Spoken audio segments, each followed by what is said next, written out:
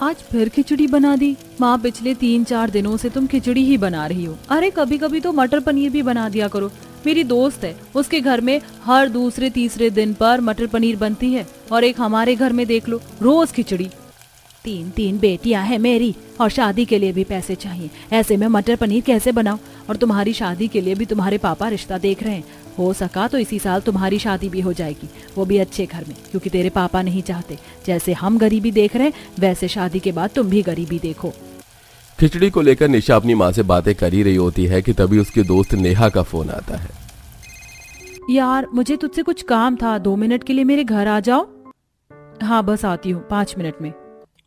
इतना बोलकर निशा बिना खाना खाए अपने दोस्त से मिलने के लिए उसके घर चली जाती है, जहां नेहा की मां डाइनिंग टेबल पर सबके लिए मटर पनीर और पराठे रखती है। ये देख नेहा का मुंह बन जाता है और वो अपनी मां से कहती है, क्या माँ, तुमने आज भी मटर पनीर बना दिया? इस घर में रोज रोज मटर पनीर ही बनता है। मैंने तुमसे कितनी बार बोला है ना कि मुझे मटर पनीर नहीं खाना, कभी तो कुछ और भी बना दिया करो।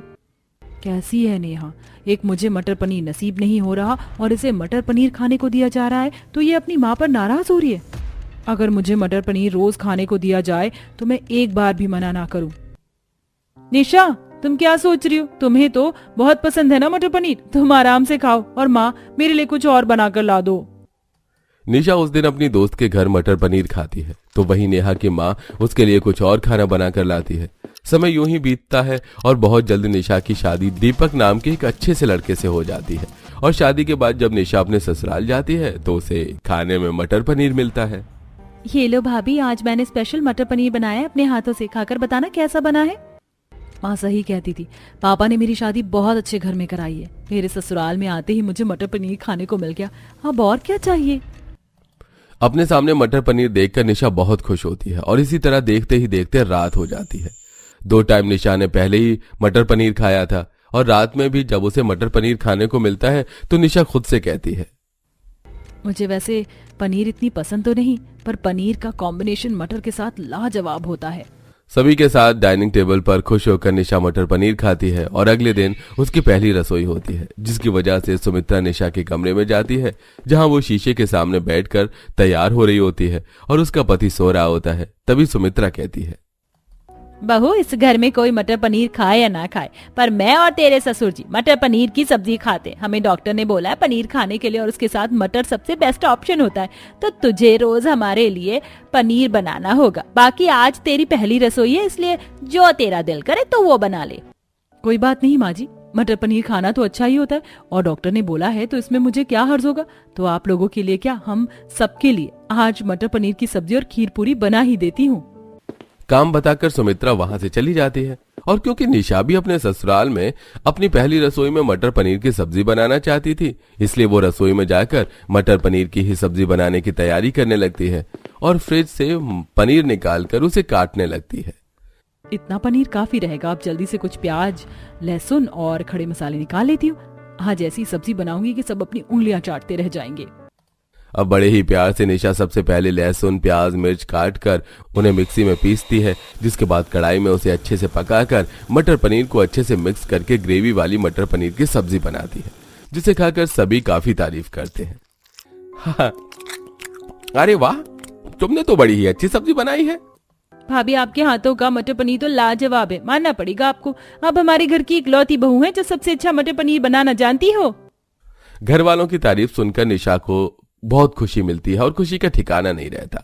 अब इसी तरह 2 दिन बीत जाते हैं और इन 2 दिन में भी निशा सबके लिए पनीर की सब्जी बनाती है। ऐसे ही एक दिन निशा फोन चला रही होती है और उसके सामने कटहल के कोफ्ते की रेसिपी आती है। जब से आई हूँ सबके लिए मटर पनीर ही बना रही हूँ, एक काम करती हूँ, आज कटहल के कोफ्ते बनाती हूँ। इतना बोलकर निशा रसोई में जाकर कटहल के कोफ्ते बनाने की तैयारी करने लगती है, और तभी वहां सुमित्रा विनोद के साथ वहां आती है और निशा से कहती है, बहू तू कटहल बना रही, मैंने तुझे बताया था ना तेरे ससुर जी और मैं पनीर ही खाते हैं। हाँ माँ जी जानती हूँ, पर मैं ये कटहल तो हम सबके लिए बना रही हूँ, आपके और पापा जी के लिए तो मटर पनीर ही बनेगा। बहू, तुम इतनी मेहनत क्यों कर रही हो? सबके लिए एक जैसा ही खाना बना दो ना। इतना बोलकर दोनों चले जाते हैं। मेरे ससुराल वाले कितने अच्छे हैं, कितना सोचते हैं मेरे बारे में, पर मेरा तो कटहल खाने का मन था। कोई बात नहीं, अब ससुर जी इतने प्यार से कह रहे हैं तो सबके लिए आज भी पनीर बना देती हूँ, कटहल फिर कभी बना लूंगी। विनोद के कहने पर एक बार फिर निशा सबके लिए मटर पनीर बनाती है। इसी तरह देखते देखते कुछ दिन बीत जाते हैं और शादी करके जब से निशा ससुराल आई थी तब से वो दिन रात मटर पनीर ही खा रही थी, जिस वजह से अब मटर पनीर से उसका मन भर चुका था। ऐसे ही एक दिन वो सास के साथ लिविंग हॉल में बैठी थी तो उसकी नंद काजल आकर कहती है, भाभी आज घर पर मेरी कुछ दोस्त आ रही हैं, तो आप प्लीज अपने हाथों के स्पेशल मसाले वाले मटर पनीर बना देना। काजल, रोज तो तुम मटर पनीर खाती हो और वही लेकर जाती हो, कम से कम जब घर में मेहमान आ रहे हैं तो कुछ और बनाने दो। बहू, एक तरह का खाना बनाने से तेरा ही फायदा है, और जब वो कह रही है तो बना देना। निशा अपनी सास को मना नहीं कर पाती और निशा जाकर मटर पनीर की सब्जी बनाती है, पर वो खाना काजल की दोस्त नहीं खाती, जिसके बाद रात में भी पूरे परिवार को वही खाना खाना पड़ता है। मेरा तो मन ही नहीं कर रहा मटर पनीर खाने का, पता नहीं ये लोग कैसे रोज रोज मटर पनीर खा रहे हैं। मटर पनीर देखकर निशा का मन भर चुका था, इसलिए वो बिना खाना खाए वहां से चली जाती है। अगले दिन उससे मिलने उसकी माँ हाथों में कुछ हरी सब्जियां लेकर आती है। सब लिविंग हॉल में बैठते हैं, तभी निशा आती है। माँ, तुम वो भी इतनी सारी हरी सब्जी लेकर, मैं अभी तुम्हारे लिए इन सब्जियों का कुछ बना कर लाती हूँ। हाँ बेटा, क्यों नहीं। बहू, शादी के बाद आज पहली बार तुम्हारी माँ यहाँ आई है और तुम उन्हें हरी सब्जी खिलाओगी। जाओ मटर पनीर बना दो। मटर पनीर का नाम सुनकर निशा का एक बार फिर से मुंह बन जाता है और वो अपनी माँ के लिए मटर पनीर बनाकर लाती है और सब खाते हैं। इसी तरह कुछ दिन बीत जाते हैं और मटर पनीर से परेशान निशा बहाने बनाकर 2 दिन के लिए अपने मायके चली जाती है। खुश, अरे मेरी बेटी कितने दिनों बाद आई है, इसीलिए आज मैं तेरे लिए खिचड़ी नहीं मटर पनीर खिलाऊंगी। माँ, तुम भी मटर पनीर बनाने की बात कर रही हो? नहीं खाना मुझे मटर पनीर, तुम मुझे अपने हाथों की वही सादी खिचड़ी बना कर दे दो। आज तो तुम्हारे हाथों की वो सादी खिचड़ी भी मेरे लिए किसी 5 स्टार होटल की डिश से कम नहीं होगी। मैं अपने ससुराल में रोज मटर पनीर खा खा कर परेशान हो चुकी हूँ, इसीलिए तो मैं यहाँ आई हूँ ताकि तुम्हारे हाथों का कुछ अच्छा खा सकूं। निशा की बातें सुनकर अब शांति जल्दी से अपनी बेटी के लिए खिचड़ी बनाती है, जिसे बड़े ही चाव से निशा खाती है। माँ, तुम्हारे हाथों की खिचड़ी खाकर आज मेरी आत्मा को तृप्ति मिल गई। अब तो मैं 2 दिन बाद यहाँ से जाऊंगी और जब मैं यहाँ से जाऊं तो मेरे लिए खिचड़ी पैक जरूर करना। अपनी बेटी की खुशी देख शांति को भी बहुत अच्छा लगता है। इसी तरह 2 दिन बीत जाते हैं और जब निशा के जाने का समय आता है तो वो अपनी माँ से थोड़ी सी खिचड़ी बनवाकर अपने ससुराल ले जाती है। खाने का वक्त होता है तो जहाँ पूरा परिवार मटर पनीर खा रहा होता है तो वहीं निशा अपनी माँ की बनाई हुई खिचड़ी खा रही होती है। भाभी, सामने मटर पनीर रखी है और आप हैं कि खिचड़ी खा रही हैं? और क्या करेगी बेचारी, मेरी तरह मटर पनीर खा खा कर परेशान हो गई है। मैं जब बनाने वाले को दिक्कत नहीं तो आपको क्या ही दिक्कत है। अब तो मैं भी परेशान हो गया हूँ रोज मटर पनीर खा खा कर। अब तो मेरे दोस्त भी मजाक बनाने लगे हैं। अरे चुप कर तू, जो खाना बनता है उससे पूछ कर, बेचारी वो कितनी परेशान हो जाएगी अगर सबके लिए अलग तरह का खाना बनाएगी तो।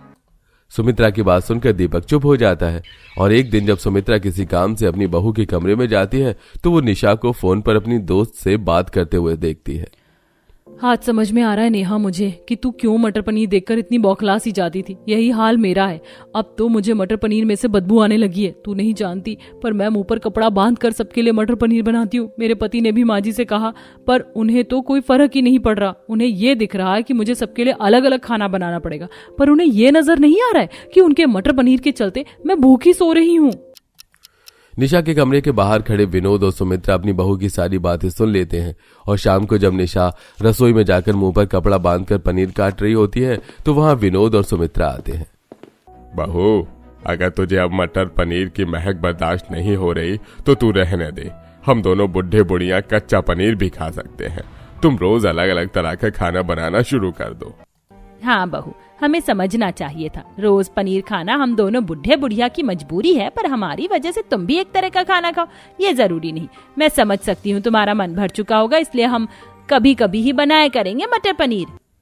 उस दिन अपने सास ससुर की ऐसी बातें सुनकर निशा बहुत खुश होती है और सभी के लिए कुछ हरी सब्जियां बनाती है जिसे पूरा परिवार खुश होकर खाता है और अब उनके घर बस कभी कभी मटर पनीर बनता है। गरीब बहू सफेद साड़ी में बैठी हाथों में अपने पति की फोटो लिए रो रही है और सास ससुर बहू को ताने दे रहे हैं। मनहूस कहीं की, अब रोने का नाटक कर रही है। तेरी वजह से मेरा बेटा इस दुनिया से चला गया और तू यहाँ दिखावा कर रही है कि तुझे उसके जाने से दुख है। माँ, आप ऐसा क्यों बोल रही हैं भाभी को? अगर भैया अब इस दुनिया में नहीं रहे तो इसमें भाभी की क्या गलती है? वो गर्भवती हैं, ऐसी हालत में ऐसी बातें करना सही नहीं। निशा बेटी, अभी तुम बच्ची हो, तुम्हें नहीं पता कुछ भी। तुम्हारी माँ बिल्कुल सही कह रही है। इसकी बचकानी हरकतों की वजह से आज हमारा बेटा हमसे दूर हो गया।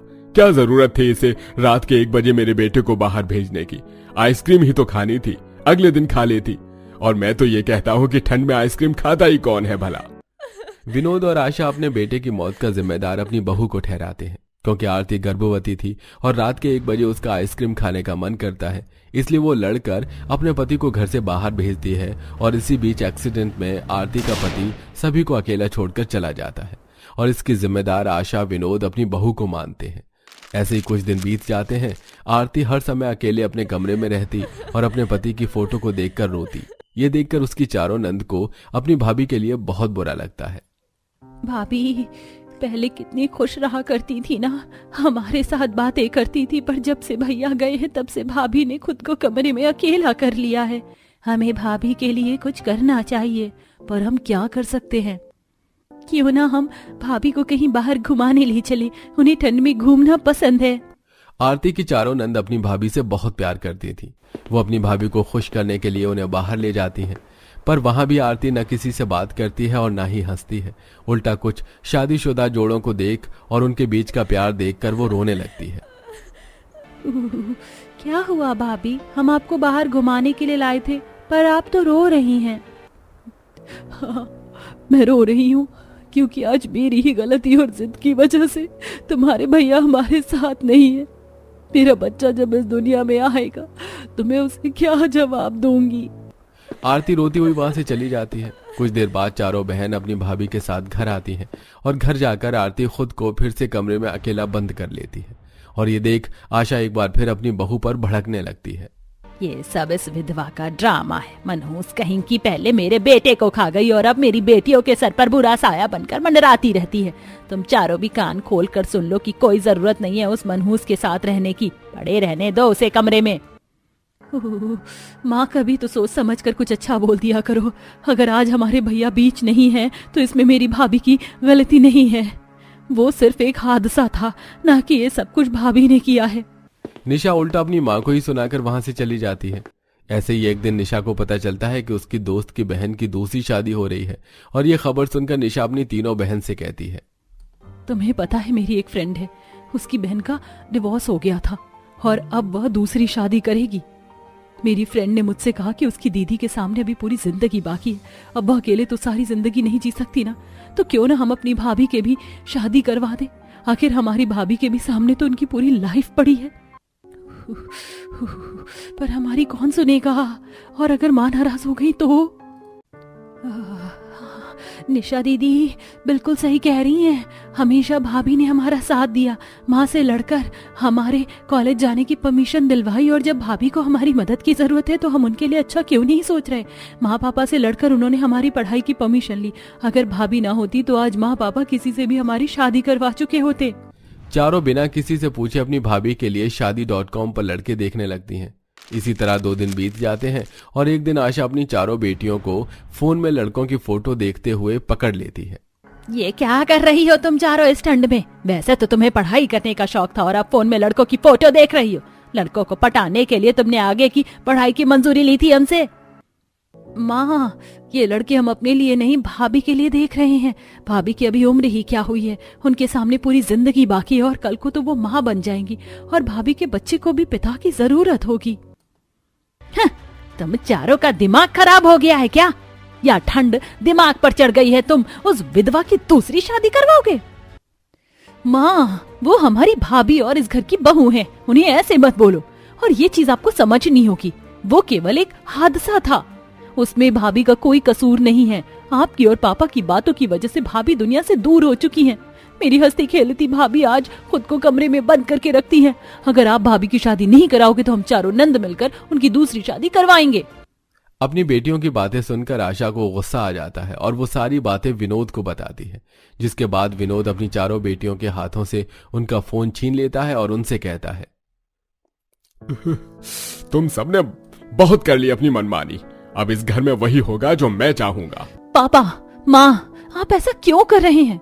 आप दोनों खुद भी तो चाहते हैं ना कि भाभी से आपका पीछा छूट जाए, तो फिर करवा क्यों नहीं देते उनकी दूसरी शादी? और अगर भाभी की दूसरी शादी नहीं हुई और उनके चेहरे पर मुझे खुशियां नहीं मिली तो हम चारों बहन भी शादी नहीं करेंगे। चारों नंद अपनी भाभी की खुशी के लिए अपने माँ बाप से लड़ पड़ती हैं। समय यूं ही बीतता है और एक दिन आशा की दोस्त शांति उसे अपने घर अपने पोते के जन्मदिन पर बुलाती है और ना चाहते हुए भी आशा अपनी बहू और चारों बेटियों पति के साथ उस पार्टी में जाती है, जहां शांति आशा और उसकी चारों बेटियों के सामने उससे कहती है, तुम्हारी बहू विधवा हो गई।